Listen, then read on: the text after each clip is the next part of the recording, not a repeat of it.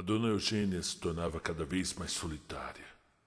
Seus filhos diziam para os filhos que a vovó tinha sido uma pessoa cheia de energia, alegre e contagiante. Ela só estava um pouco cansada agora.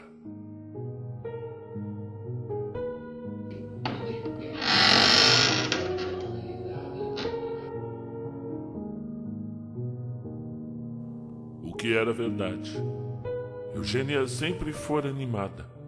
Nos anos 70 era até hippie. E vivia por aí experimentando as drogas recém-chegadas enquanto embrasava ao som dos Mutantes madrugada dentro. Foi nessa época que ela conheceu Ricardo. Inegavelmente o amor da sua vida. Que destino que ela dizia. É só que a gente se dá muito bem, é só isso.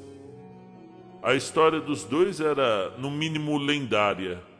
E é bem possível que ainda tenha alguém naquela pacata praia de Salvador visitada por Janis Joplin que se lembra do casal que durante 2 meses construiu um altar.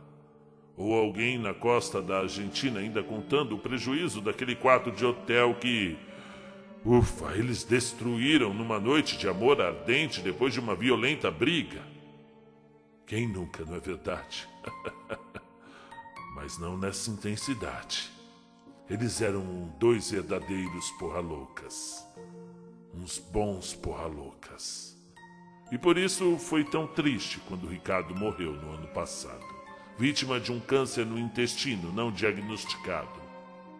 Todo mundo achou que Eugênia fosse ficar bem. Ela nunca foi mulher de precisar de homem mesmo, mas... foi-se pelo caminho contrário. A cabeça daquela voz suburbana sofria cada vez mais com uma dor que nunca seria superada. E foi mais ou menos 1 mês depois que a fase de acumulação começou. Ela passou a guardar os jornais diários. Os jornais. Qualquer tipo de embalagem minimamente reutilizável. Livros sem propósitos e máquinas quebradas, tornando sua casa um verdadeiro depósito. E conforme seu rosto enrugara nesse processo, ela começou a adotar gatos para ter alguma mínima companhia. A princípio resgatara um de rua e depois 2 de uma ONG. Comprou mais 3 e assim foi crescendo sua obsessão pelos felinos. Os meses foram passando e quando sua filha, também hippie, fez uma visita... Entre perguntas que Eugênia não queria responder, ela foi bem direta, devolvendo uma foto de tempos antigos encontrada pelo filho. Foi o próprio Valentino que achou. Foi difícil explicar para ele o que está acontecendo com você. Ah, suas doidas! Vocês inventam cada coisa, hein? E entregou a foto dos tempos do auge, onde o antigo casal se encontrava, com 40 anos, seminus em fantasias animalescas. Cada um com a sua tara, não é? Eugênia continuou sozinha por meses a fio, cada vez mais apegada aos seus amigos peludos, até que, bem, estranhos eventos começaram a acontecer. E em eventuais visitas, todos achavam que a senhora estava de aparência cada vez melhor, recuperando-se do trauma. E qual foi a surpresa de todos quando, eventualmente, Eugênia se descobriu grávida? Sim, foi uma loucura, claro. Tia ligando para primo para fofocar com a sobrinha. Todo mundo queria dar uma opinião. Ah, todo mundo conhece o jeito da tia. Não é porque ela é velha que está morta, alguns diziam. E de fato fazia sentido. Não havia nada de inesperado com aquela mulher alta, forte e vigorosamente sexual, explorando todos os seus ímpetos. A fofoca, um conceito universal e definidor da natureza humana, se fez presente. E logo todos comentavam quem teria de fato sido o consumador do ato. Quem que... Vocês entendem? Engravidou a tia. A progenitora não quisera falar sobre e mudava de assunto todas as vezes. Não foi fácil.